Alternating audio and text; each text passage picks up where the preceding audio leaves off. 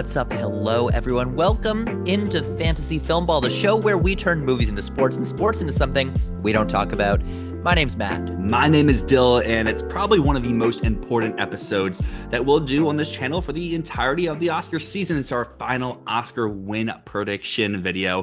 What I'm going to throw up right now is our current track record this season with both wins and predictions. And what you'll see is in terms of nominations, we've had a lot better of a hit rate than we've had with winners at these ceremonies. What I will say is BAFTA has been our best award so far. So if the Oscars kind of follow in BAFTA's footsteps, maybe we'll look good. But if the Oscars go into some other award shows' footsteps, maybe we won't look as good.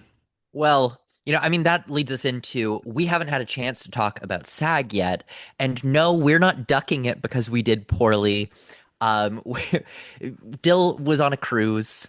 He's been out at sea, guys, and I'm just in pre-production on a million movies. So we're busy right now. And so we figured instead of doing SAG a week late, we would just wait 2 weeks and lump it in with our Oscar predictions. So yeah, we didn't do too well at SAG. I mean, for one thing, I said Sinners was a distant number 2, and it won Ensemble after one battle after another, won everything else. Now, just to address one thing, I don't think it's that crazy to assume that after one battle after another swept Golden Globe, Critics' Choice, DGA, BAFTA, PGA, everything else this season, that it would also take SAG. But granted, Sinners has that, so we move. That's what happened. So yeah, that was my big L of SAG night. What was your big L, Dylan?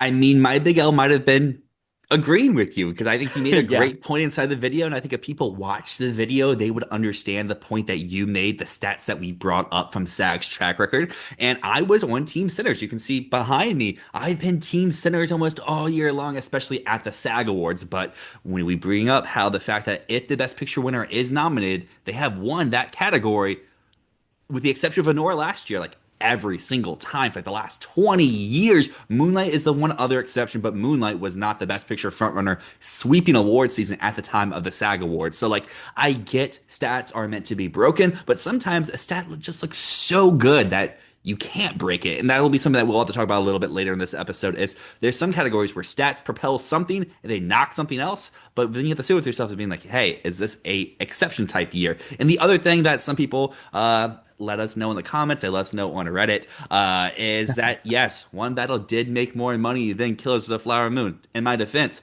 it was a $4 million difference here domestically. So I had said that they were about the same. Then I think you said oh, it beat it by a little bit. I was like, oh yeah, it was by some. Worldwide, I get One Battle did beat it by about 50 million. Domestically, it was basically even, and One Battle has had lots of long-lasting legs with its various IMAX and 70mm re-releases. So I can hold my L on that one. Hopefully, though, I can take some W's throughout our recording here today because we're not just doing chalk. We're going to have some fun predictions throughout this episode. We're not just going to agree with each other like we did at the SAG Awards. Yeah. We are going to have at least a few different categories where we're going to be fighting a little bit. Guys, I'm breaking out the popcorn for today. That's how you know it's real. Yeah, that's how we know it's real. I've got my popcorn, and we're gonna settle in because we're gonna battle on some of these categories. Now, this is a big thing. I feel like normally at the end of the season, I'm the stats guy and you're the vibes guy. But this year, I have not had time to look at any of the stats.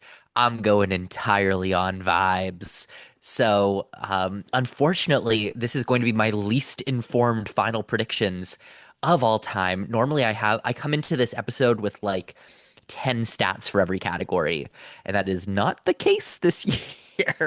Who knows? Maybe what we'll see is throughout our conversation, some stats, some memories may jog up because I feel like stats may have led us astray at the actor, the SAG Awards, whatever you want to call it. While today, maybe stats might help, but there's so many races where whatever wins the category is going to be a stat breaker, where diving too much into the stats might just cause you a few extra points. And I guess the last thing before we dive in here today is we've had this ramble, our introduction, but if this is your first time tuning in here to Fantasy Filmball, hi, welcome in. We talk Oscars all year long, and just because this award season is ending, it does not mean that our coverage is ending because in hopefully a few weeks' time, before April, maybe even, we can get you our first predictions for next year's Oscars, which I can proudly already hold my first L if we recorded our official predictions already. I may have had Wuthering Heights for a few nominations. That's not happening anymore. But what I can say is if you want to consider dropping a subscription, a like, a comment, it helps our channel continue to grow. It keeps you involved with everything that we have going on here. But Matt, what category should we start with? Because I think we should save Best Picture for last. I think we should save Best Picture for last because there's more of a battle in that than I thought there would be. But I want to go with one that I know we've had disagreements on all year long because international feature, we've got two movies in Best Picture that are both here.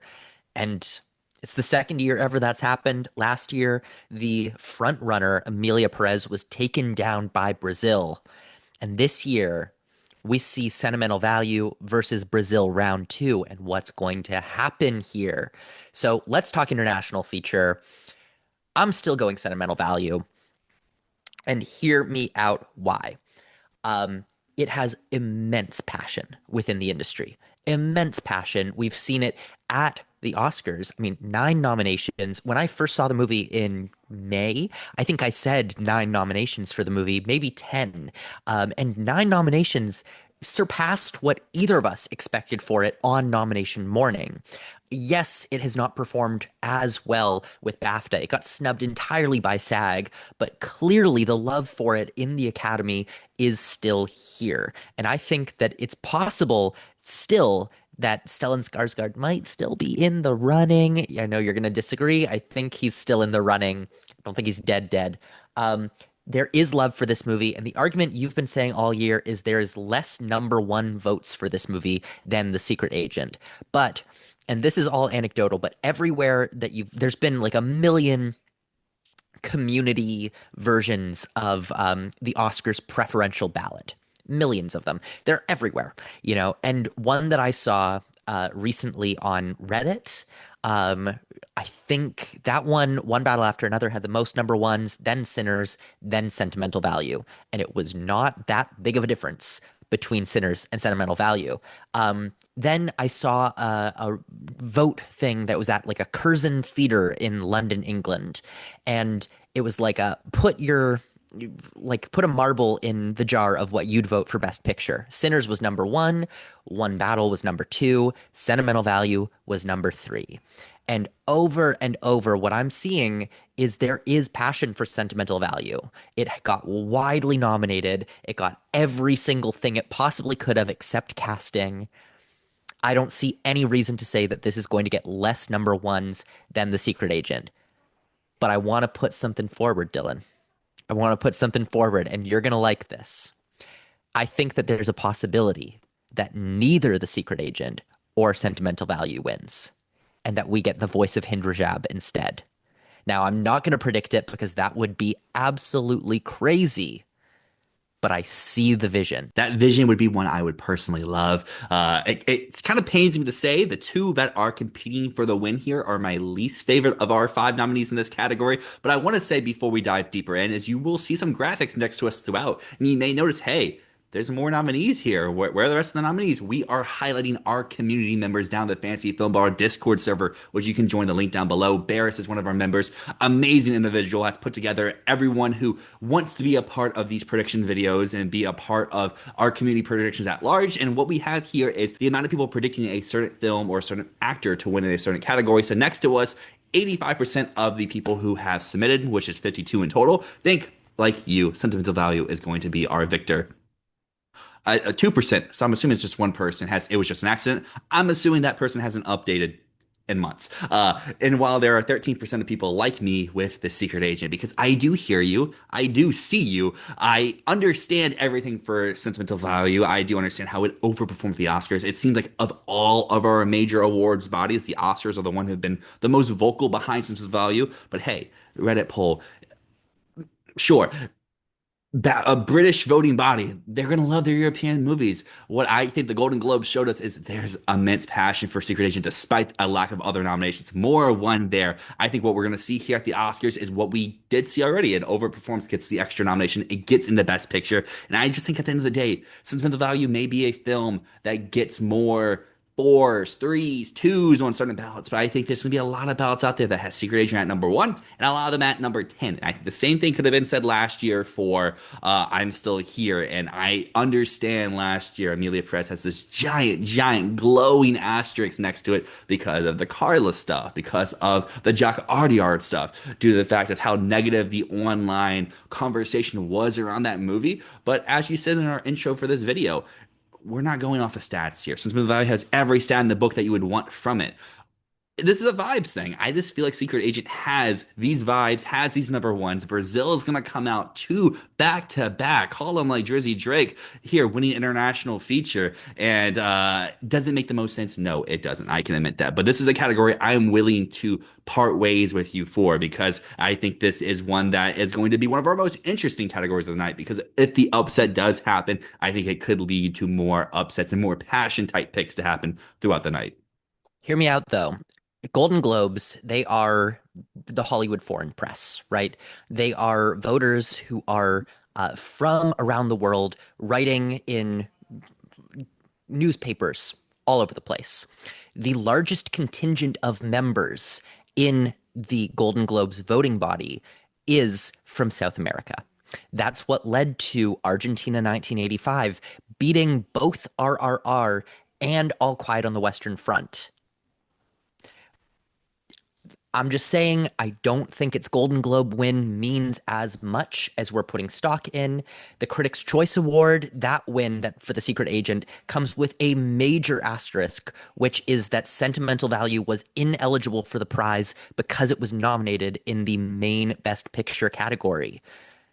So we can assume there that Sentimental Value would have won because clearly it was liked enough to be in Best Picture while The Secret Agent was relegated just to that side category.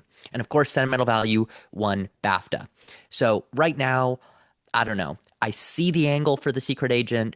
I don't think it's the same as last year. And the other thing, I think I'm Still Here is a film that was more broadly liked than Emilia Perez, right? There's a lot of passion for I'm Still Here, but I think by the end, people just were like, wow, this movie is so beautiful. And it spoke to me. And I think with Emilia Perez, that was a movie that got more passionate responses on both sides, where you either loved it or you hated it and you spent 6 months trying to destroy it online. And I think this year, Sentimental Value is the one, kind of like I'm Still Here, that is very easy to like, very easy to get behind, while Secret Agent is a bit more challenging. And I think it's going to get those very passionate, strong reactions one way or another. So that's kind of how I'm feeling on it right now. And I don't know, man. I'm riding with Sentimental Value. It's been my movie all year long. People want to say I'm biased. If I really was biased, I'd still be predicting this for 6 or 7 categories. Another episode drop in the 6 and 7. We can't get away from it, even if it wasn't intentional. But I I do was agree. not intentional. I do agree with a lot of what you said there. I think the smart math, the money, the numbers, it all back Sentimental Value. My thing I just keep coming back to is yes, the Oscars did over nominate it, but I think and I'll say this numerous times throughout the episode. Critics' Choice, I don't care about what they did this year. Almost all their awards, I'm throwing out the window. They're not going into my mindset with anything. There's been years and years and years of data to show, hey, these guys are trying to predict what they think the Oscar will be. I do think that the fact that Secret Agent did win there when it wasn't projected to even be the Best Picture top 15 or maybe even 20 at that time does speak for some sort of passion there. But what I will say is, yes, Secret Agent did win the Globe, where it is a large contingent of South American voters. I just feel like this category has such hard vibes to last year's animated feature category of the Wild Robot versus Flow. And I just feel like Wild Robot made sense in like every sense to the category, but the passion, the vocal contingency behind the film online just helped propel flow to the victory. And I guess my last thing before I wrap up here is going back to BAFTA. Even though Sentimental Value did win the international feature category, it lost other categories people were expecting for it to win. I know I personally didn't predict it in supporting actor or an original screenplay, but at the time of recording our predictions, those were the odds-on favorite or an awards expert in both those categories. It doesn't win there. And what that shows to me is maybe the passion, maybe the love and admiration for this movie isn't as strong as what we can expect from the European contention. Because, I mean, we got to face it. Yes, BAFTA this year showed they can show love to some POC centric films like Sinners, but historically, they're going to give love to their European and specifically Central European type films, which Sentimental Value is, and the fact that it lost screenplay there, it lost supporting actor to Sean Penn, and it missed out on Elle Fanning getting in even on the long list, just shows me that maybe BAFTA and the European body may not love it as much, but everything I say there can be thrown out the window due to how well it did on nomination morning at the Oscars. While our community here says it's 85-13, to me it's more 50-50. It's the one I'm willing to go down on the ship with, but if it's just sentimental value, then obviously, yeah, it just made sense all along. So I want to do this for every category. Can we both rank out of 10 how confident we are in our prediction? I'm going to go with a strong five. Like I said, 50-50 here. I'm just on the 50-50 of what I assume and what I'm imagining is the passion behind Secret Agent. But where are you at? I'm assuming it's on the higher end. I'm at a 6 on this one. Oh, okay. I No, was I expecting like an think it eight. is.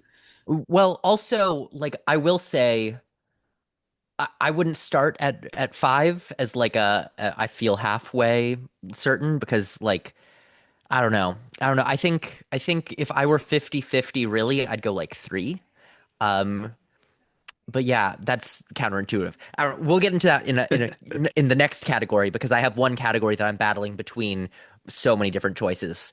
But like for me, it's a 6. I feel like it is like it's a 60-40 or a 70-30 to me. That's where I'm feeling with it. I think it could go either way. I wouldn't be outright shocked, but to me, like there's no reason to go against sentimental value, even if Secret Agent does have a lot running in its favor. Well, you had mentioned just there was a category that you were really tossing around a lot of contenders. Which one would that be for you? Because it might be the same one. Live action short. Okay, that's not where I was going, but let's dive into the shorts because people have associated this channel, and this is all you, not Yeah. me at all, as the shorts channel. They come to you for their love, for their admiration of how to get those extra points on nomination morning from the shorts. And this is a place where we hold our L's, we hold ourselves accountable. This year, both of us did not do as well as what we would want to do in these short Hmm. categories. But what I can say in your defense is no one really did great in these shorts categories. Yes. And the people who did do great are the ones who did all the stuff that not just you, not just other pundits in this space on YouTube or on major publications were doing the shorts that a lot of people had at the 10, 11, 12, 13, 14 spots. You go to awards expert, those people who scored in the top 10, because again, not to gloat, but to hold a few of my W's, I was in the top 200, but I did awful in the shorts. I think I went less than like 30 or 40% of the shorts, which doesn't help when the people scoring the top 10 are going like 50% of the shorts. Yeah, I did worse this year on shorts than I've ever done, but I still did better than the average on both Gold Derby and Awards Experts. So That's what matters. that's what matters. No one did well on the shorts this year, but yeah, live action short. This is one where I think that there are 3 movies that can win, and I think all of them have just as good reasons to win. And honestly, I could extend that. I could say that honestly, any of these 5 could win, and I wouldn't be overly shocked. But I'm going to narrow it down to 3. And those ones, I'm going to currently predict 2 people exchanging saliva. Not only is it my favorite of the bunch, it is unique. It's extremely creative. It's different. It's a French movie. It's set in a surreal world where kissing is illegal, punishable by death, and where people slap each other for payments in stores. Um, in the past few years, the Oscars for the live action short category have been going for the odd film in the bunch, the one that's a little bit quirky and memorable. And that's why I'm going for 2 people exchanging saliva. However, 2 other films have really good arguments. One of them being The Singers, which has the backing of Netflix behind it. I literally was in Times Square the other day and they had billboards up for The Singers nominee best live action short film. That why would you have a billboard? That's crazy. But there's a marketing push behind this, and it is a lovely little film. It doesn't have a big story. It's just about a bunch of men in a bar, and they all start to sing in a little contest with each other, and it's funny and it's sweet and it's beautifully shot. And that to me feels like something that is sweet enough and sort of probably hits the right notes for some voters who just want something light. And of course, it's really well done too. And then I'm also going to say A Friend of Dorothy is very possible for a win here. That was one that I hated and did not even see getting nominated, but clearly the charms of it are working on people. Everything that I said was saccharine and annoying and emotionally manipulative. Other people are fawning over.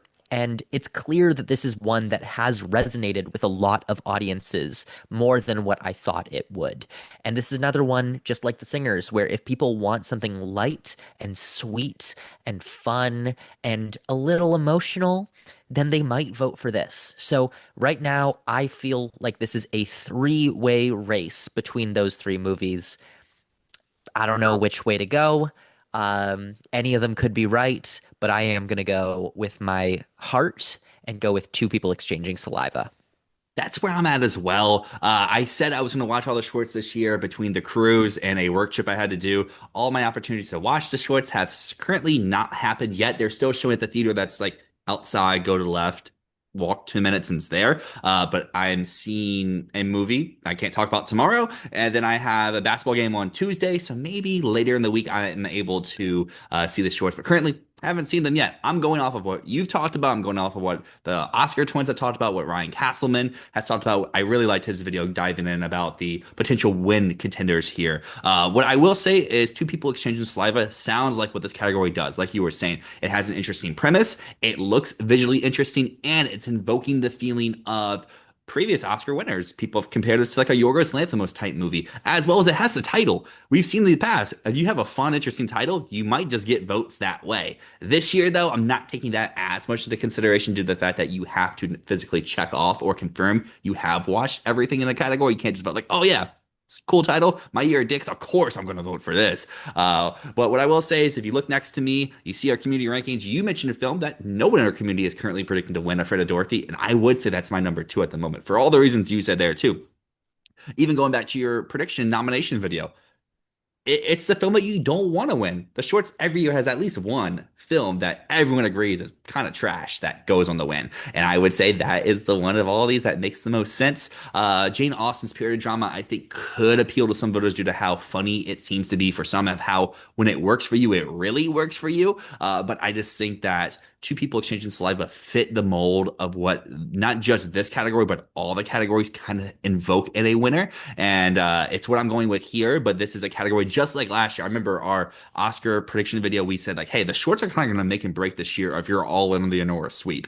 And that's exactly what it did. I don't remember. We either went 1 of 3 or 0 of 3 in the shorts. So maybe that was just me. And that really tanked my overall score. So this year I'm hoping 2 of 3. And it seems like we are both aligned here as well as our community. And I'm pretty sure two people exchanging saliva is also the number one on awards expert at large, which might be a bad sign, but it makes enough sense for me to not care. My certainty in this one, I am going to go 1 out of 10 certainty because I think that any of these movies could win. It's not even a 50-50. It's like a 33-33-33.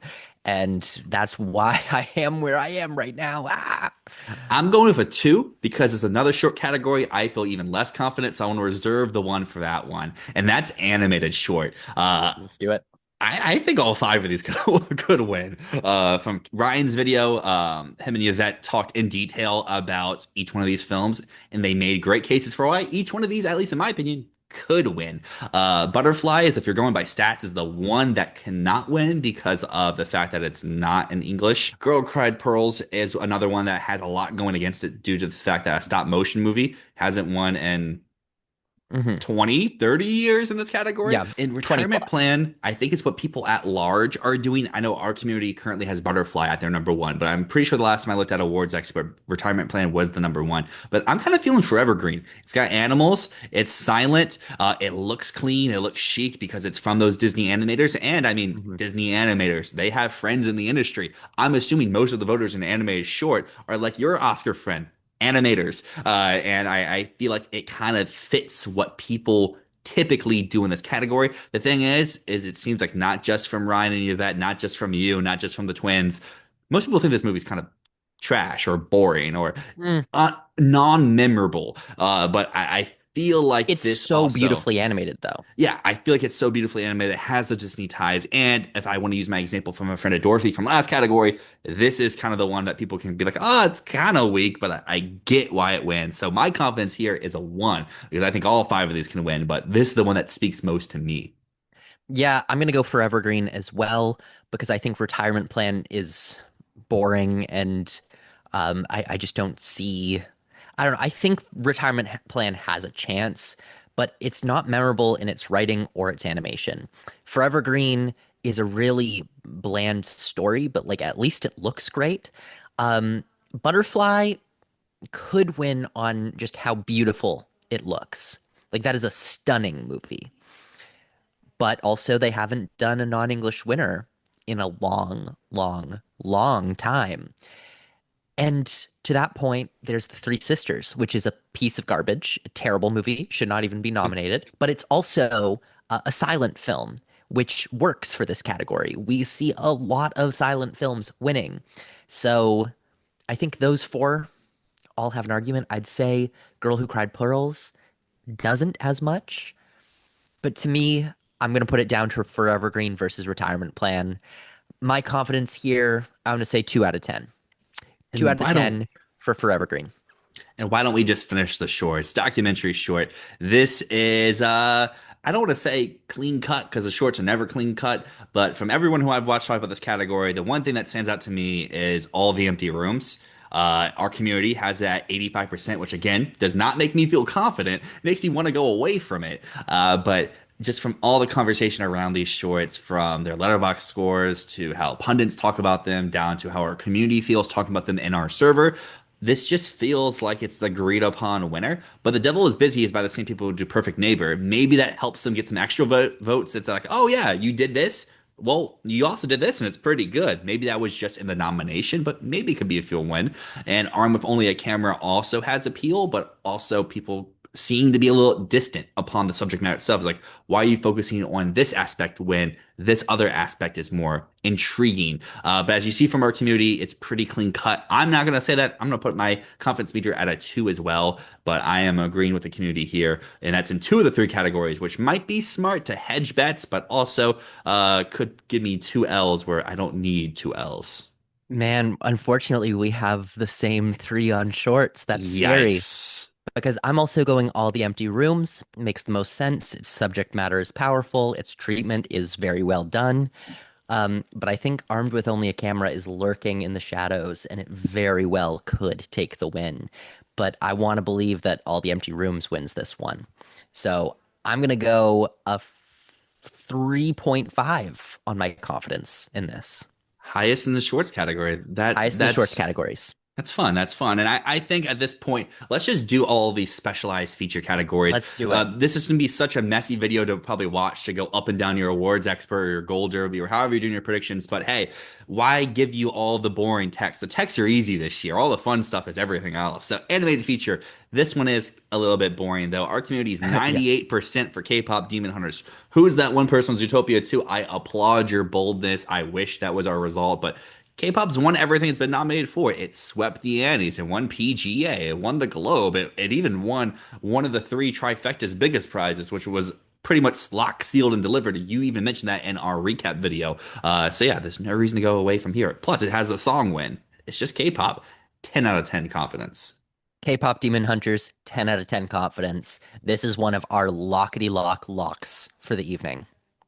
Now, let's move away from a lock and let's go into a category where I see two, maybe three winners. Our community sees four for documentary feature. Perfect Neighbor has 65%. Putin has 27. Come See Me in the Good Light has 6. I'm assuming that you're one of those 6%. And Alabama Solution has 2%. So, Matt, are you still with Come See Me in the Good Light, or have you been swayed since the last time that we talked? I switched today, Ooh. and my reasoning. So beforehand, I was like, "Come See Me in the Good Light" is such a crowd pleaser, and I feel like people watch all of these. It's the one movie of the bunch that isn't in Cutting Through Rocks isn't that downbeat, but Come See Me in the Good Light is like it makes you laugh. And so I do still think that it could win, but I just haven't heard a lot of people talking about this one. So I moved off it today. The one thing that I'm keeping is that Perfect Neighbor is losing. Perfect Neighbor has lost everything, basically. It keeps being nominated and it keeps showing that it's not strong enough to win. And my Mr. Nobody Against Putin won at BAFTA. And I think that in this category, I think we got a name check here. I think we got a Russia bad movie that we're going to see win.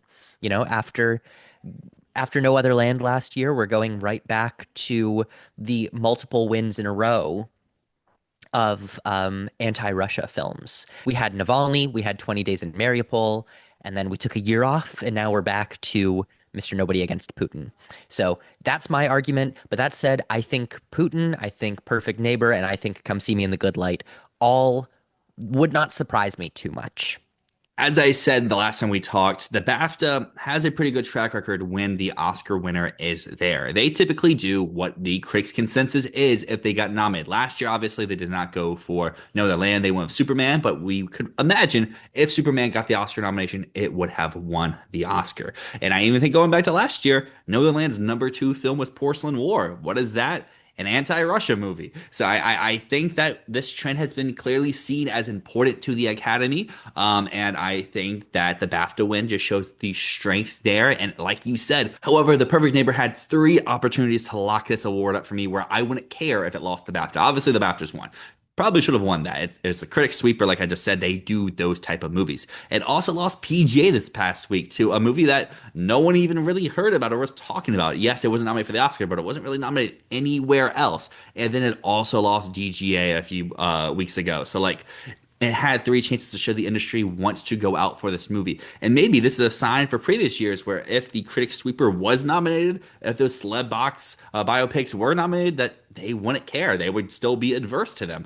The BAFTA win for Superman tells me maybe not, but like, I don't know. I'm Mr. Nobody Against Putin. 20%, 27% of us are here. And this is a category where I feel like if it goes this way, is a spot where a lot of people can gain that extra point and their Oscar prediction pools, whether that's an awards expert, Gold Derby, or just with your friends and family. I don't know. I just feel like Perfect Neighbor had multiple opportunities to show, hey, this is my award to win. Just like an acting category that we'll talk about later, it continuously fails to show the reason why they had this category locked, sealed, and delivered. So Putin doesn't make sense, but it also does make sense. The BAFTA win, the subject matter.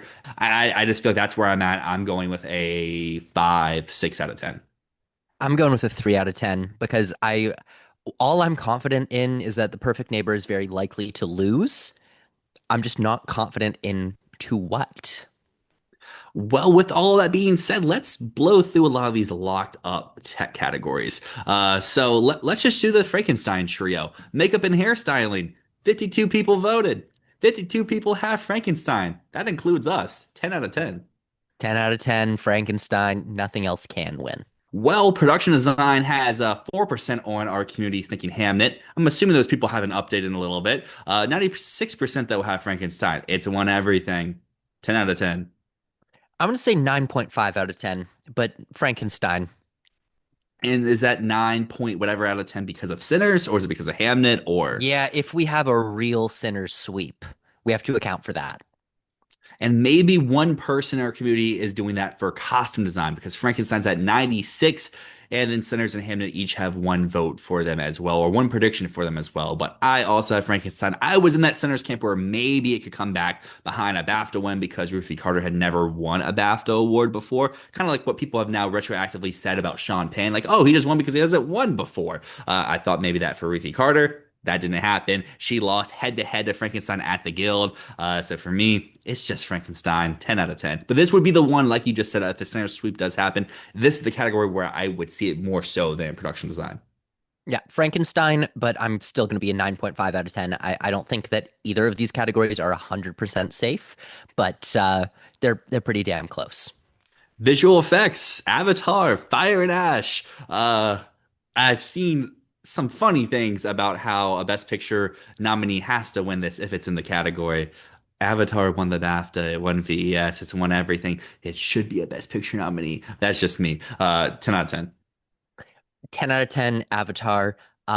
Yeah, a Best Picture nominee needs to win when it's not up against Avatar.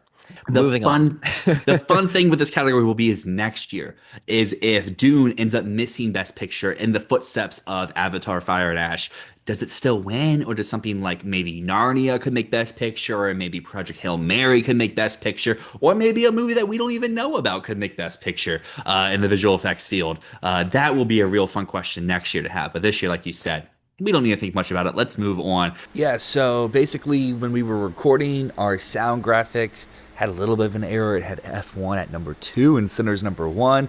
And we went on a whole little tangent about, come on, guys, we can't be crazy. What are you talking about? F1 has won everything. It's won the guilds. It's won every guild. It's won the BAFTA. It's won the Critics' Choice. It's just going to win sound, not Sinners. But the graphic was wrong. It's actually 98% of people thinking that F1's going to win. Smart people. And now a category where I could understand people saying, hey, Sinners can maybe pull out an upset. Best original song. 96% of people say Golden from K-pop Demon Hunters. And the only reason I could see an upset is if Sinners does pull off this Moonlight times 12 version of a Best Picture comeback. But even Moonlight didn't have those extra random wins below the line. Like, I don't know.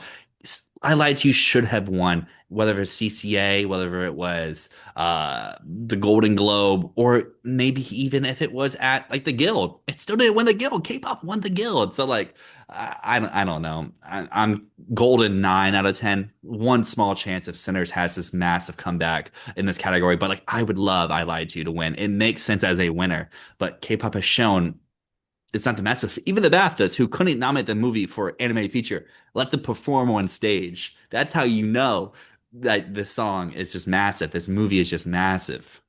Yeah, the song is massive. It has won everything. It won the Golden Globe, Critics' Choice, and it won at the Grammys. But I Lied to You is the scene of Sinners. And I think that if Sinners is surging truly, I Lied to You would make so much sense to come along with it because it's the scene. It's the scene that everyone talks about. That said, Golden has a chokehold on every single person's kids. So that is a big thing. A lot of people are exposed to these songs through their kids, through their grandkids. So yeah, no, Golden wins. But I'm going to go 7 out of 10 on this. I 7 out of respect the 10 boldness. because I do think that since we know that they're watching the movies here, we know that they are. This is a voting base comprised of industry professionals. They might appreciate the importance in storytelling that I Lied to You has. You know what I mean? Like the Grammys are just going to go for their favorite song. The Golden Globes, Critics' Choice, they're just going to go for their favorite song. I think that maybe this is giving the Oscars too much credit, but I think that they might consider the scene that it's a part of. And that's why I'm 7 out of 10 Golden, 3 out of 10 I Lied to You. I do know that the Academy portal showcases the specific scene or Yeah. clips or whatever that the song is featured in, which makes it so hilarious that credit songs get in year after year. K-pop's got this. If I just still hold true, if Sinners was going to win somewhere, it would have done it so far. But I'd be elastic if I Lied to You does win this category. But we don't have to worry. Ecstatic. Just Ecstatic. take that again. No, I'll just leave it. Who cares? I did a whole episode a few weeks ago. It was the BAFTA episode I did by myself. I can't remember what word it was. I used some word in the wrong connotation, and someone that comes like, "I think you mean this." I was like, You're right. I do mean that. And see here, we hold our L's. We can acknowledge when Yeah. we're wrong. Yeah. One thing I can't acknowledge I was wrong is behind me here is Sinners and Best Original Score. When I saw this movie a year ago, I was like, I love this score. Ludwig is the man. No way are they giving him a third in like 8 years. They're giving him a third in 8 years. 10 out of 10. I don't. Why is one battle in Hamnet next to me? No, it's just Sinners. Yeah. No, Sinners, there's no competition for Sinners in score. It's winning 100%. Yeah. 10 out of You 10. You could say that we're a little dumb for recording this on Sunday, March 8th, before we have the American Society of Cinematographers Award, because maybe their winner could be Sinners. Maybe it could be Train Dreams to change our mind on what to do for this category. I Is it still out hold. yet? Let me see. Well, let's hold right here. Is it out Let's yet? hold. No, the stream starts in 37 minutes. Well, we're not going to have it. Maybe we will have it before the time that we finish recording. If so, I'll edit it back. But I still hold that Train Dreams is DQ'd here. Doesn't matter. It didn't even get nominated for the BSC. That DQ'd it for the BAFTA win, despite people still saying it could win the BAFTA. You don't win the BAFTA if you don't get nominated for the BSC. I think that acts it out. Plus the fact that, as I said before, Critics' Choice don't take them into account, especially in this category. They're like two of their last 10 or something like that. Yeah. That makes me throw this movie out, doesn't even consider. Then we have Sinners in One Battle. Sinners has lost both head-to-head matchups so far. Obviously, it was the BAFTA, it was BSC. They're probably going to overlap. Now, if it wins ASC, maybe I could switch back. But I still think this is just going to be tied with director. It's going to be tied with our Best Picture winner. And if I'm still with One Battle there, to spoil a little bit, then I'm still going to go with One Battle here, and 62% of our community do agree. Currently, it's one of the only cinematography awards that matter so far, and I think that will continue with ASC when that does happen tonight. Yeah, typically what I've seen is that if you win 2 out of 3 of BSC, BAFTA, and ASC, you win the Oscar. And One Battle has 2 out of 3. Now, ASC tonight, I mean, who knows? If you're watching this, you know, because that has come out, but we don't know at this point. If Sinners wins ASC, there's a chance for it. And let's just, on the presumption, Sinners wins ASC, I would still go One Battle because I believe One Battle is going to continue its season sweep outside of SAG. So to me, if I'm predicting One Battle in Picture, I'm predicting it in cinematography. If you're predicting Sinners in Best Picture, maybe consider cinematography. But even then, even if Sinners wins Best Picture, I don't think cinematography is 100% for it. But I'm going to say One Battle After Another, confidence level 8 out of 10. I am at a 9 out of 10 pre ASC. However, if ASC does go to Sinners, I would drop to like a 7. I do think if Sinners goes on to win Best Picture, cinematography will be an early prize to show us like, hey, it might be Sinners, kind of like editing was for Nora last year. When that happened, like 30 minutes into the show, like, oh, GG's, it's locked. This is the first Sonora win of the night. This is the category it wasn't supposed to win.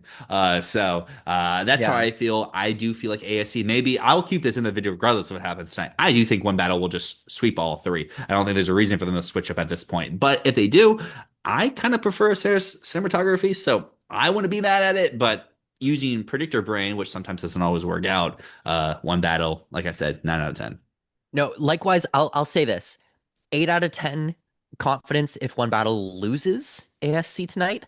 If it wins ASC, 9 out of 10 confidence. There we go. There we go. And that's to move us over to best editing, where 92% of our community has One Battle After Another, which makes me really want to see what our best picture looks like in our community. Because if you're 92% here, I feel like you kind of got to be 92% or better in Best Picture, because this is a prize where if there is the odd chance that Sinners just come back, and I don't want to sound negative by keep saying the odd chance, but stats have shown we have made our stance before. We're going to keep making it tonight, I would assume.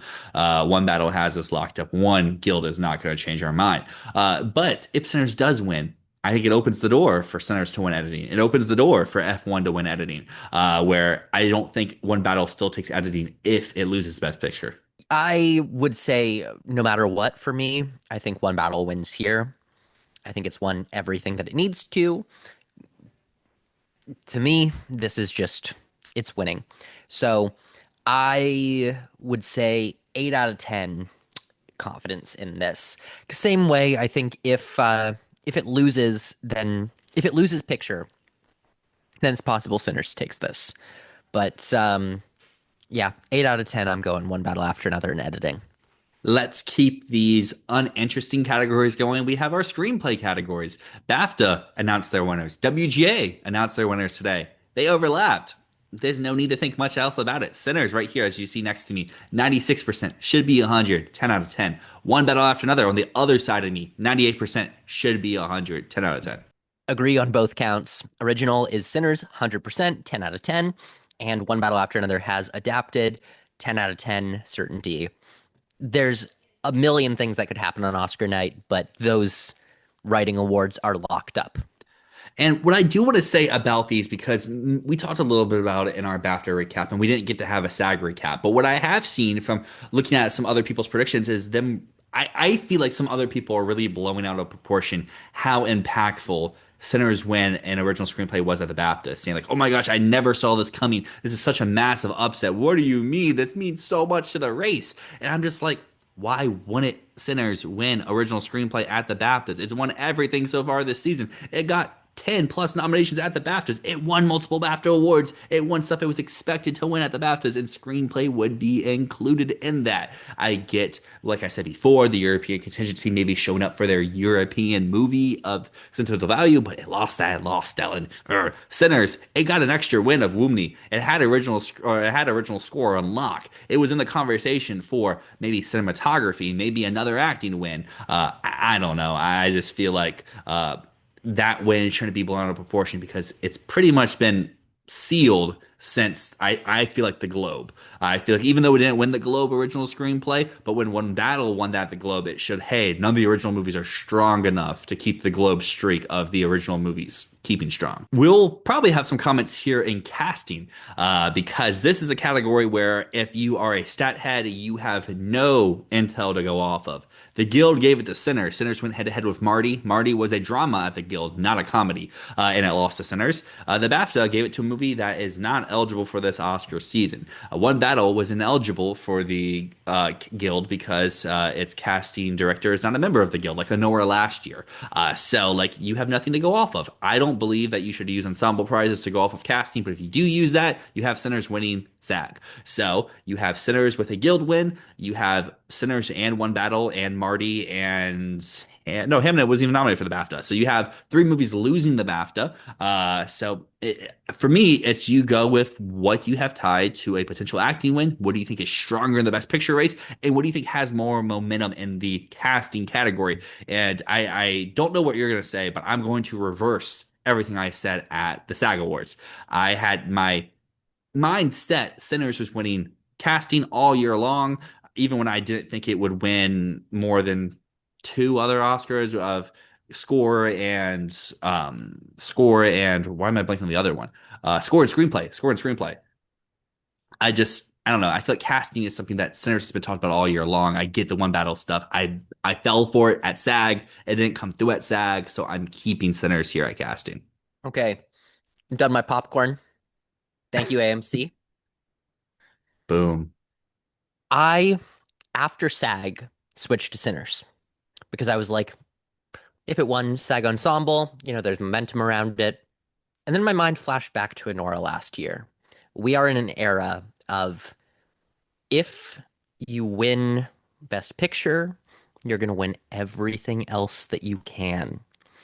And that's why I'm going to stick with One Battle After Another here.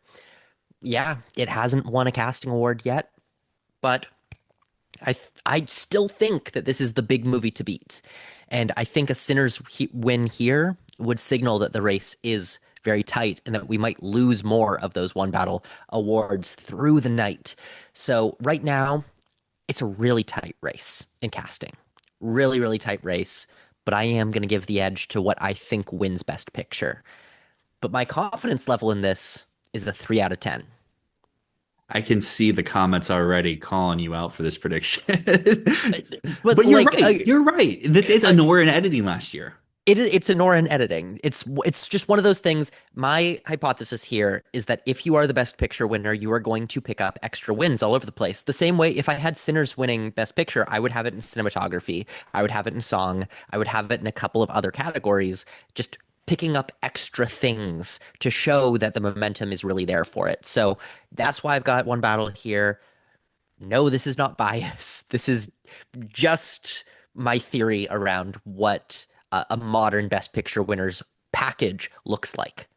And I think to really further your point, even though I disagree on who I'm predicting to win, is last year, Honora didn't even win the Ace Eddie. It lost at Wicked in comedy. So Honora had zero editing precursors and still won the Oscar for editing. And the only reason you can say that is Honora was the Best Picture winner. People adored that movie and they went down the ballot with it. Conclave Yeah. had, I think it had drama in Ace as well as the BAFTA. If we had Ace, everyone would be predicting Conclave. I predicted Conclave and I lost with it.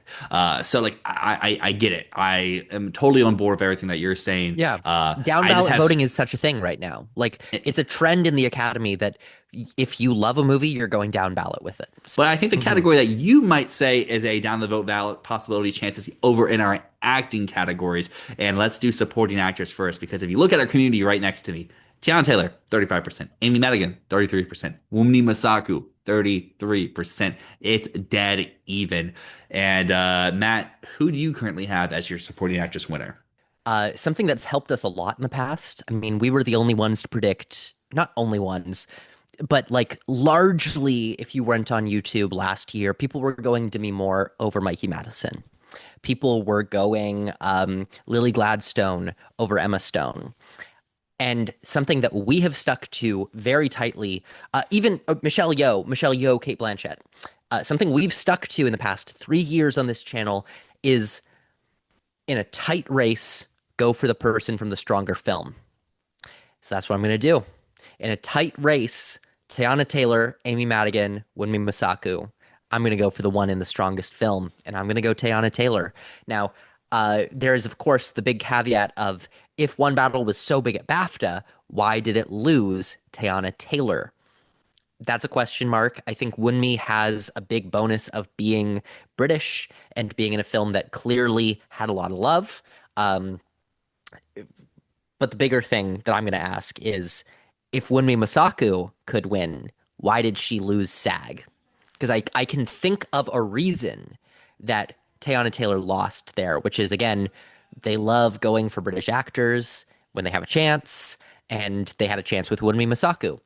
So Teyana Taylor's loss at BAFTA hurts less than Wunmi Masaku losing SAG, where they loved Sinners. They gave it Best Ensemble. They gave it Michael B. Jordan for Best Actor. She has no reason to have lost if she was going to win the Oscar. So to me, I'm not considering Wunmi Masaku part of the race right now. Maybe that'll come back to bite me. I think this is Taylor versus Madigan. And yeah, Madigan has SAG, but Teyana Taylor has the stronger movie. I'm gonna go Teyana Taylor. That is exactly where I'm stuck because Taylor, you can make a great case. Why did she lose BAFTA? I don't know. Mumini British, Masaku, I'm telling you, why did man. she I'm lose telling you. SAG? I don't know. Amy Madigan didn't even get nominated at the BAFTA. Like that's crazy, but she And did would win not have SAG. won if she was there. That we don't know. That we don't know. No, she would not have won if she was there. That's not a BAFTA performance. It's not about the performance, But but neither is Wunmi Masaku. that's what I was about to say too. And I mean, the BAFTA wins this year were all kind of besides, I would say, RMAO, not very BAFTA core type performances, even including my boy Sean Penn over there. I shouldn't say my boy Sean Penn, that performance from Sean Penn. Yeah, I don't know. Someone in our Discord, I'm blanking on the name right now, has said in the past 5 or 6 years, either BAFTA or SAG goes 4 for 4. And I would say, who do you want to line up with this year with? SAG or BAFTA? Obviously, BAFTA at max you can go 3 for 4, and I still say, hey, do you go 3 for 3 with or BAFTA or 4 for 4 with SAG?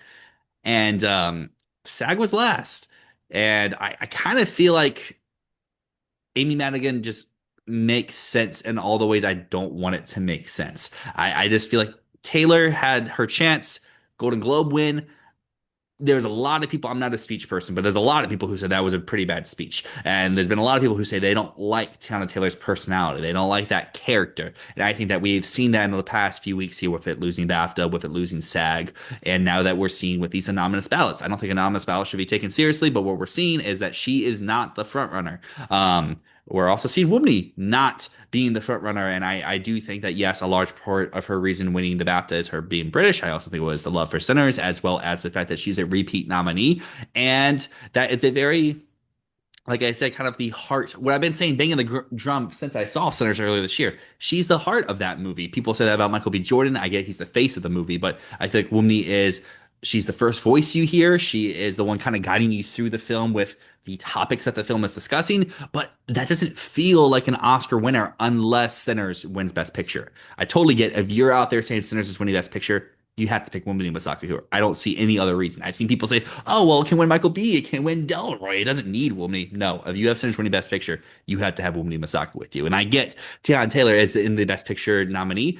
She's who I want to pick. She's let me down twice in a row. And I have to ask myself, Sean Penn let me down twice in a row, but he came back and he won two more in a row. So now to the point where I'm probably going to go with him for the Oscar. Do I do the same with Tiana Taylor here, or do I go with Amy Madigan, who has beat both of these women now multiple times over? Actually, I don't remember if Woomney was at Critics' Choice, but she beat both of them at SAG. She beat Tiana Taylor twice now.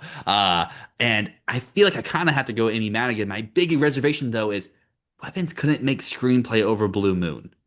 Why could Weapons not make Screenplay over Blue Moon? And that's what I'm confused on what to do here. So I'm going to quit yapping. I've been rambling now. I don't know how long about these three, because this is, in my opinion, the hardest category at this year's Oscars is Best Supporting Actress, because I think all three of these women, just like our community say right next to me, are about a 33, give or take a little bit percentage. I would put Madigan and Taylor a little higher and Musako a little lower, but if you were a Sinners Best Picture believer, then obviously you would flip Musako and Taylor. Yeah, I don't know if I'd agree that if Sinners wins, Masaku needs to win, because then why did she lose SAG? Yeah, but then you can say, why didn't Taylor win at the BAFTA? Because Wunmi Masaku is British and they love awarding British performers. So, like, I think that there's more of a reason for Taylor to lose BAFTA than there is for Wunmi to lose SAG. Like, that miss to me just says that even if you above and beyond love Sinners, you don't need to go for Wunmi. I'm going to put my confidence in Teyana Taylor here at a 5 out of 10. Yeah, this is something that you will need to stay up to date with us, whether it's in the Discord down below or our awards expert page. I know people think self-promo plugs are annoying, but YouTube tells us it works. You can find all that information in the description down below. I'm going with Amy Madigan, 1 out of 10, but that could easily change before stuff locks on Saturday or Sunday, whenever Brother Bro has the official locks on the awards expert app. One other thing I'll say, just to jump in here, Dill, you said that every year either goes 100% with SAG or 100% with BAFTA, but this year we uncharacteristically had major differences in SAG and BAFTA to the Oscars, right? Like you go from SAG blanking sentimental value to the Oscars giving sentimental value a record-breaking number of acting nominations for a non-English language film, right? That's crazy. You have BAFTA not having Amy Madigan, not having Wagner Moura, not having Delroy Lindo. I mean, there's so many things that they missed. BAFTA and SAG both don't feel like they're in alignment with the Academy's taste this year entirely. I really agree with all of that. My still big reservation is I get you can say the British thing, but I just don't know why Taylor hasn't won anywhere else yet, and why she struggled at least out of the gate at Critics Group. When Critics Group started, it was all Benicio. She won a little bit at the end, especially after her Globes win. But there's another game, not Fantasy Filmball, but Fantasy Filmball type related. I had Tiana Taylor on my team. She was not worth the spot on my team for the majority of the season, and I don't know. There's just something weird about that performance, and something that I feel like we talked a lot about when that performance came out. I saw the film at the press screening. I came to you. I came to people on our Discord saying, hey, if she wins, she's Mahershala Ali in Moonlight. She's in that first 20, 30 minutes. She leaves an impact. She stays the rest of the film. And then she's gone. Is that enough? It's enough if one battle sweeps and if she sweeps and she didn't sweep. My big issue is the person she's going against is her film's only nomination. It's not like Brendan Fraser having multiple other nominations. It's not like Brendan Fraser being nominated everywhere. It's not like Brendan Fraser getting multiple chances on the biggest award shows to give off speeches. It's just the last speech. And again, I'm not a speech person. I often disagree with the consensus of what makes a good and what makes a bad speech. But I just don't feel like people are really talking about any of these supporting actress speeches this year. So I don't really know what to take away besides the fact Madigan won the most recent one and she beat both of them, where it wasn't just beating one of them like a Woomney did at BAFTA or that she did at or like Tiana did at the Golden Globes. It's just like Mhm. I don't know. It's one that's going to be my hardest category of the entire night. And like I said before, Community is 33, 33, 33. So they agree. I think I'm rooting for Amy Madigan because that would just be such a cool win. Even she wouldn't be one of my favorite wins of all time, but it would be a really interesting win to go for like the witch in a horror movie, like the bad guy. That's a really cool thing. It would be very cool. I don't know if this video will ever be officially published on this channel. I've been trying to get an acting clip video out. I keep running into the issue of Focus Features hating us and blocking Song Sung Blue. Don't know what it is. They don't want any Song Sung Blue clips out there. Kate Hudson got your nomination. Let people enjoy her nomination. If that video ever gets cleared, boom, you have it. What I will say is it's incredibly hard to find a clip for Amy Madigan and incredibly hard to find a clip for Wunmi Masaku where they talk for 30 seconds uncut. That's just them. Tad Taylor, every time she talks, is basically a clip. So maybe that might switch me over. But Maybe. that's just one thing I want to say for people who've made this far in the video. Thank you so much for watching. But like that video, I want to get out to you. Focus says no. Okay, let's talk supporting actor. And this is where I break my thing of in a tight race, go for the stronger because this is not a tight race. This is not a tight race at all. Sean Penn won the BAFTA, won the SAG. He should be winning. He is winning. He's winning. And yet, and yet, I stick with Stellan Skarsgård, and I wasn't going to do this. I was going to go Sean Penn, but I'm going to no guts, no glory say Stellan has an amazing career narrative. There is love for sentimental value. And God, it would just be I would love to see this happen. I think that there's a lot of people in Hollywood who would love to see Stellan give a speech. He won the Golden Globe. Is that enough? Probably not. It's probably just going to be Sean Penn, probably. But what fun is this? What fun is this still if we never go off of the consensus? And so, Sean Penn, you are winning. But I'm just gonna throw my shot out there. And I'm gonna say Stellan Skarsgård, 1 out of 10 confidence, but prove me wrong, baby boy. I'm here to say before all the comments, before people who clip videos and post them wherever say, look how dumb he is. He's so biased, blah, blah, blah. This is your one biased one, but you're allowed to have that. I'm Everyone's allowed to allowed have a biased I'm pick. allowed one as a treat. Exactly. Sean Penn, I apologize. I was with you all season from the moment I saw your movie. I predicted you to win the Critics' Choice. You lost. I predicted you to win the Golden Globe. You lost. I didn't predict you win the BAFTA. You won. I predicted you win SAG. You won. So I'm back. Time number 4 is this. Win the Oscar, win it, and prove that you don't need to play the game to win the game. No speeches. One very awkward actors and actors, which it wasn't just his fault. Him and Julia Roberts was just a very interesting conversation. That's all he's done in one great or two great memes. The Golden Globe smoking and looks like his head exploded at the one battle premiere. Two great memes from this season. Goes on to win the Oscar. Our community though, 85%, 10%. Delroy at 4, Jacob Elordi at 2%. And I've seen the reasons for Delroy. Don't say I agree with them. I would say if that was true, he would have been nominated at SAG over Miles Caden. I would say that was true. Could have got into a BAFTA lineup of 6. I would say that was true. CCA, who broke their noms record just like the Oscars did, would have nominated him there. And I would say if it was true, Go to Globes could have got him in a lineup of 6. They didn't. And I understand why. But Sean Penn has won two awards that you don't lose having. Stats are meant to be broken, but mm, it's just Sean Penn. Delroy Lindo, that I mean, I'm here saying Stellan Skarsgård's going to win, but I will, with the straight face, say predicting Delroy Lindo is like an insane level of cope.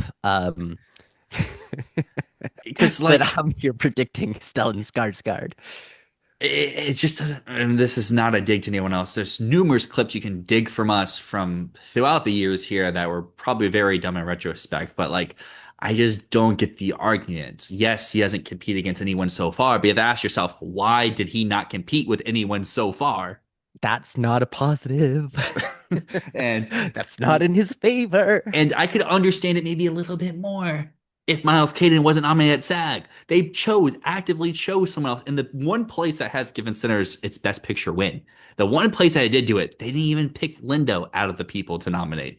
I don't know, but we get flack for being Sinners haters. Sinners is my 10 out of 10 movie. This channel, we put out a year-end best list. Sinners was number one on that list. Poster is right behind me. Best actor. I do have Michael B. Jordan winning off of his SAG win, and this is going to what you talked about in the last category of the stronger movie just wins in these tight races. I understand that reasoning in supporting actress, but lead actor, I understand it even more because Sinners is the arguable number two, if not the number one in the Best Picture race. Mari Supreme, it's fading fast, going to win probably zero awards, and Timmy has not helped his campaign in the recent few weeks. He hasn't given a speech in forever. 62% of people have Michael B. Jordan. I'm there as well. And there's been a case like, oh, Timmy's too young. That's the reason why I didn't have him winning until I saw the movie. And even then, I didn't have him until he first won the Golden Globe over Leo. But he's young. He's like 30. We're young. We're younger than 30, but Timmy's young. He's 30. Michael B. Jordan is a few months away from being 40 years old. That's prime best actor win wheelhouse.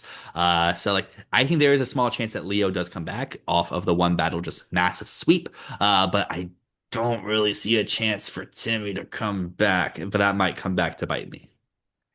If Leo had a chance, he would have won somewhere before. I agree. The BAFTA, easy. Yeah.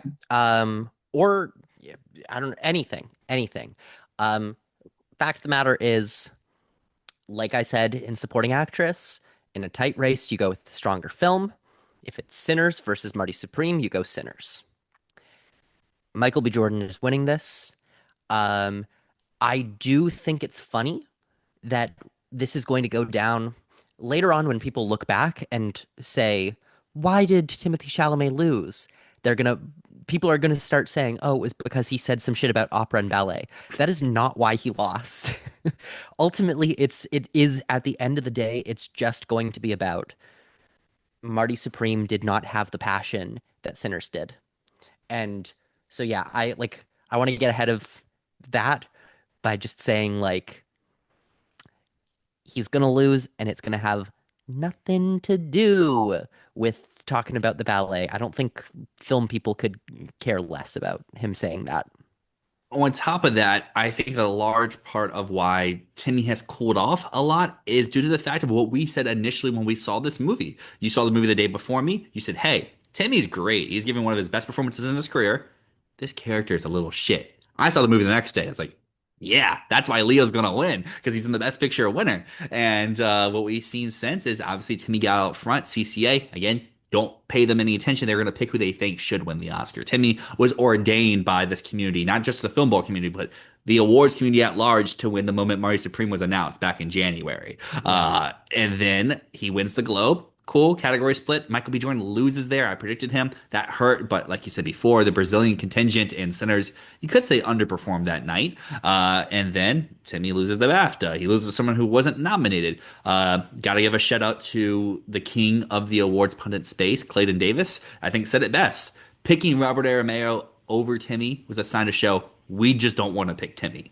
And I think that carried over at SAG where Michael B. Jordan wins that off of the heels of one battle winning Best Picture. And I think any other year since maybe even Parasite year, I think we would have to go back a long ways to where if Sinners was in that year, it would just win Best Picture. And I think Michael B. Jordan, he's won something. Disagree. Leo hasn't. Disagree. Big disagree. I Let me clarify. Oppenheimer, you're excluded. Every other year, do agree. I forgot about Oppenheimer for a second. Everything Ever All at Once would win. Ugh. I think it would be a race, but No, I would lean it might Sinners. be a race, but I don't think you can say that it would win any year. I mean, I Oppenheimer, you're think excluded. Before I Oppenheimer get and clipped. Everything Ever All at Once, but it would have beat Parasite. It would have beat Nomadland. It would have beat Coda. It would have beat Green Book, Shape probably of Anora, Water, Green Book, Shape of Water. Moonlight Moonlight would La be La the Land is last. weird, and we're gonna talk about Moonlight La La Land when we get to Best Picture. But yeah, Michael B. Jordan, he's winning. He's winning, and I'm not happy about that, but I'm gonna go with it. I'm gonna go with And it because stronger film, you're gonna win in a tight race. So and the caveat to that, a stronger film where you actually have won something, because the Leo people be like, "Whoa, his yes, movie's the yes, yes, strongest." yes. He didn't win anything. And I do want to jump in before the comments be like, "Oh, y'all just hate Sinners." Blah blah blah blah blah. I love Sinners. Again, posters back here for a reason. I think Michael B. Jordan's great. I know I've said multiple times on this channel, I didn't feel like that performance would be Oscar nominated. That's because of the type of movie it is. But Sinners has shown time and time again to defy all the expectations you can have in an award season race. When I saw the movie, I was like, oh, sound categories, it's locked. That's 3 nominations. Maybe it could do more. As we saw throughout the season, it's like, okay, it's getting more, it's getting more, it's getting more. It's getting 16 nominations. And at the time of nominations, we are like, well, is Sinners really going to win two? Maybe three awards. And now we're seeing, hey, Michael B. Jordan, that's an extra one. Casting, that's an extra one. Woomney, maybe, that's an extra one. So, like, there's been points of where people are like, oh, it's got 16, it can't lose 15, 14, 13, 12. But I mean, we got winning four, maybe five awards. I think that's fair if you're not the best picture winner, which would then, the question of the best picture winner, blah, blah, blah. That's not what we're here to talk about. We're here to talk about best actress now. 100% Jessie Buckley. That includes 10 out of us. 10, Jessie Buckley. We don't need to talk about it. She has won every single conceivable award. She is Rose winning Byrne, this. Rose Byrne, Kate Hudson, No, friends in the industry. I'm not overly happy about the Jessie Buckley win, especially after seeing The Bride. Ooh. Ooh. That Um, we do for people out there, because our reviews tell us no one likes to watch my reviews. We do need to start doing reviews more often, because the Handit review would have been fun. Me glazing and you trashing. mhm. That would have been a good one. Yeah, no, I'm not happy with the Jessie Buckley win, but at least it's not Kate Hudson. Anyways, 10 out of 10 confidence. Let's move on to Best Director. 96% of people say PTA one battle after another. We're in that Yeah, 96%. He's won everything. And I think even if Sinners wins Best Picture, PTA still win still gets director. director. Yeah, yeah. Uh, It's I get the 1917 Parasite combos. What I would say is at least Bong won something for director. It was a tie, but he did win something for director. Coogler hasn't won anything for director yet, so that's why I'm like, this is just 10 out of 10. 10 out of 10 Paul Thomas Anderson. And to segue us into Best Picture, I'm going to say this. Sinners might be Parasite, but One Battle After Another is not fucking 1917. Okay? That's what I'm going to say here. Um, yes, we have had a situation. We've had two in the last decade situations in which the winner of BAFTA, Golden Globe, PGA, CCA, DGA has lost to a film that had, well, Moonlight didn't even have SAG, but we've had situations where that film that was that big of a front runner lost. Happened with 1917 losing to Parasite, and it happened with La La Land losing to Moonlight. But One Battle, I think, is different. I think that there is a wave of support around this film that is akin to Oppenheimer level, where it's just like it is a big filmmaker who's been around for a long time, who's finally getting his award season spotlight. And the thing is, you look back at 1917 versus Parasite, and 1917 was much more widely seen. It really got an early jump on the season, and it was a huge technical achievement. But the reviews around Parasite and the talk around Parasite was this might be one of the best movies ever made. And it's been ranking on those lists. It's on the Sight and Sound list. It's on They Shoot Pictures, Don't They? It has been lauded as one of the greatest films of all time. And I think as more and more voters saw that film, they realized it. Sinners has never had an issue with visibility, and Sinners' acclaim is nowhere near Parasite's. So I don't know. I would just say also, I mean, 1917 was a technical achievement that didn't have the writing behind it, didn't have the love from the actors branch, didn't have much beyond its massive technical achievement. And so it was susceptible. Even though it won all of those prizes, it was susceptible. I don't see that for One Battle. But the best comparison I do think is La La Land versus Moonlight, because La La Land was also seen as this like unbeatable force through the entire season. It had all the nominations, it was beloved by everyone. And then the very last minute, at the 13th hour, Moonlight ended up winning Best Picture. And I think that's the comparison we have to look at here if Sinners were to win. But at the same time, 10 out of 10 times, if I were to go back to 2016, I would be predicting La La Land to win. I don't think I would ever see an upset from Moonlight coming. Um, and same goes here, you know. Sinners has a chance. It has a chance. I was wrong to say it was a distant number two, but One Battle After Another isn't 1917. Um, yeah, To add to that, 1917 also lost a precursor not to Parasite, but to Hollywood at CCA. yeah. La La Land also lost a precursor not to Moonlight, to Hidden Figures at SAG. Sinners, yes, it won SAG. It didn't even win the Globe Drama. Moonlight won the Globe Drama. I don't think Parasite was eligible at the Globes because it was before they allowed No, international it wasn't. features into their Globe restrictive categories. For me, and this is the reason why I initially said it might be time to tuck in the Sinners poster for the One Battle poster, was when it lost the Globe. It lost it to Hamnet. Is Hamden even the number three right now? That's a question. That's a whole other conversation to have. It's just winning Jesse Buckley. Granted, though, just on that point, just to counteract you a little bit here, Honora lost the Golden Globe to Amelia Perez last year. Amelia Perez, though, I think if the cardless stuff didn't happen, the jock stuff didn't happen, probably wins the BAFTA. And then it's the number two film in the award season race. That's a whole hypothetical can of worms to open up. But like for me, it's just like Sinners is my favorite movie in the race. I'm trying to think logically here. It had 99% chances of showing it's the number two. It's a fighter for number one. It had PGA, a preferential ballot. One Battle still wins there, despite the fact that One Battle lost money at the box office and Sinners was so profitable. It had the Golden Globes. It had the CCA. It had various critics groups and stuff. And One Battle has shown time and time again when they go head to head, with the exception of SAG, One Battle wins. And usually, when you can point to, hey, Sinners fits the mold of Moonlight, it fits the mold of Parasite, it fits the mold of Coda, as these films that come out of nowhere to win the Best Picture race, it won in a category that One Battle wasn't in.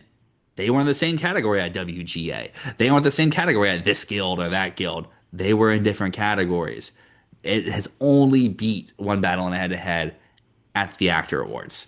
And what I would say is before the Actor Awards happened, when 90% of people were still on the One Battle train, Sinners was the favorite on Awards Expert, on Gold Derby. Through most pundits in the space, we were going against the grain by picking One Battle to win the Actor due to the deep dive that we did. So the fact that what's just confusing for me is the fact that Sinners did win the Actor, like what most people were saying, is now what's switching their mindset on award season.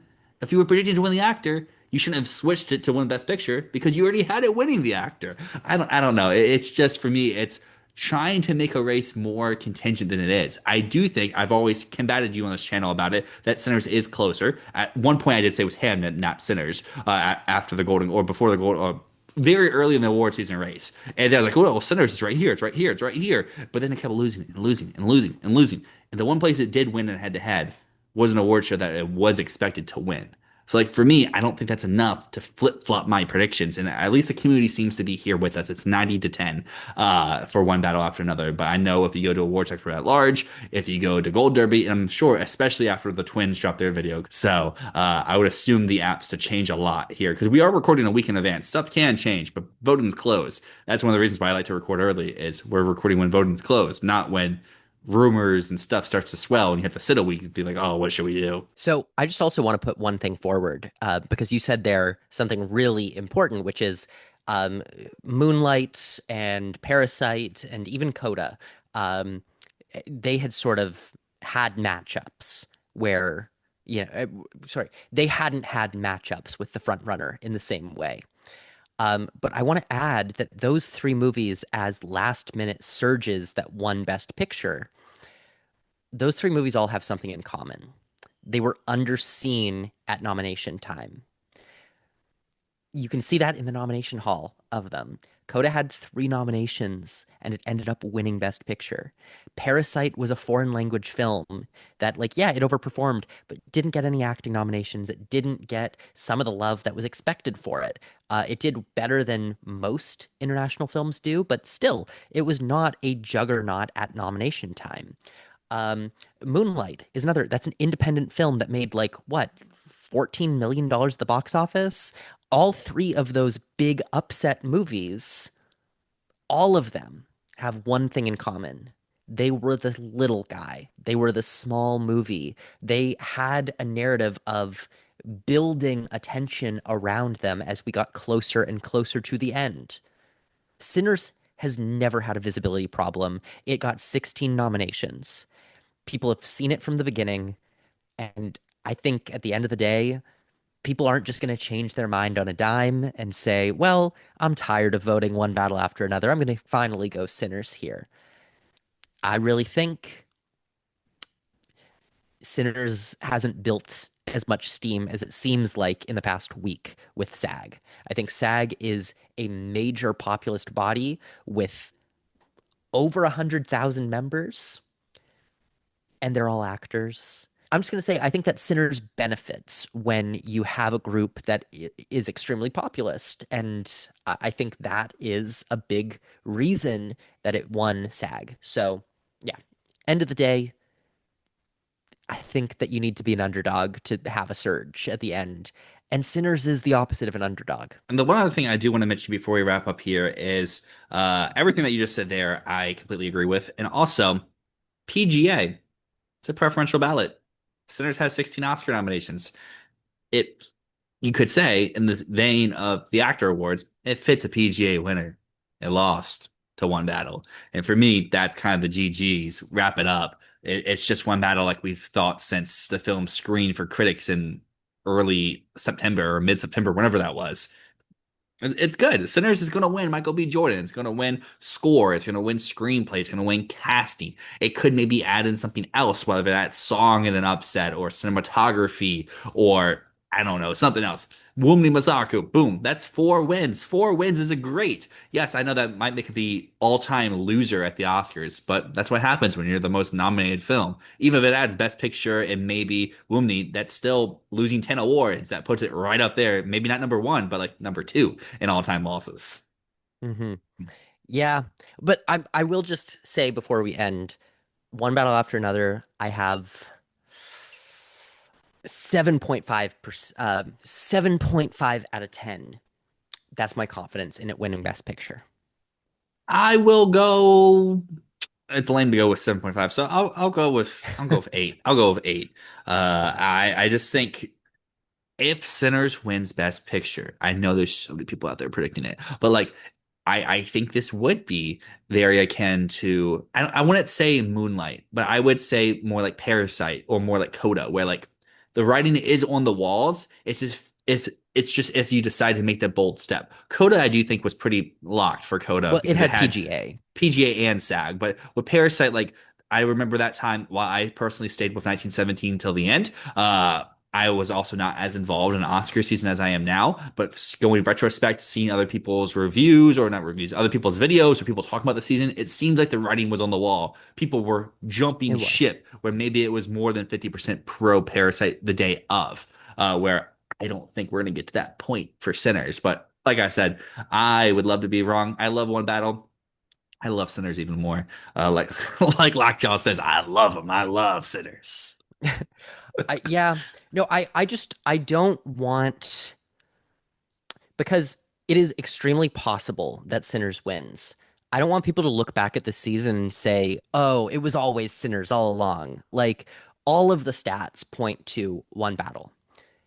Sinners can win, but I don't want people out here saying that no one ever had a chance uh, against it. Like, I want to be very clear. We're not going to rewrite history on this one. One Battle was out front the whole time. With all that being said, though, we have reached the end of our final Oscar nomination predictions. As I said before, if you're not already subscribed, consider dropping a subscription. It helps to keep you involved with everything that we're doing here on the channel, as well as helping us continue to grow and reach more audiences. We're going to have live Oscar reactions as soon as the ceremony ends next Sunday. So that's something that you do not want to miss. And of course, thank you so much for watching. We appreciate it every single time. As always, my name's Matt. My name's Dyl, and this has been Fantasy Filmball.